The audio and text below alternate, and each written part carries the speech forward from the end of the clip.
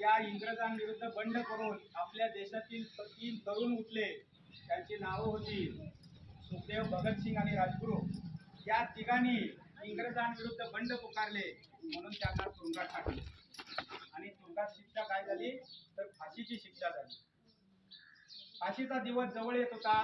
जेलरनं त्यांना विचारलं की तुमची शेवटची इच्छा काय आहे ती सांगा, आम्ही पूर्ण करू, कारण तुम्ही आता फासावर जाणार आहात. त्यांनी सांगितलं की आम्हाला व्यायामाचं साहित्य पाहिजे. की जेलर हसायला लागला, काय बावळट आहे ते, आता मरायला लागलाय, कोण खायला मागल काही मागल आणि हे सांगतात की व्यायामाचं साहित्य द्या. त्याला सुद्धा काय समजेना. ठीक आहे म्हणले, शेवटची इच्छा आहे तर आम्ही देऊ. आणि त्यांना एक 15 दिवस व्यायामाचं साहित्य दिलं. जेलरला कळलं नाही, रोज व्यायाम करते, आनंदाने खाते, सगळं आहे, पुढं फाशी आहे, तरी सुद्धा चेहऱ्यावर दिवसेंदिवस टवटवीत येत जाते. त्याला काय राहवलं नाही जेलरला आणि विचारलं की या साहित्य तुम्ही मागण्याचा आणि व्यायाम करण्याचा काय उद्देश आहे.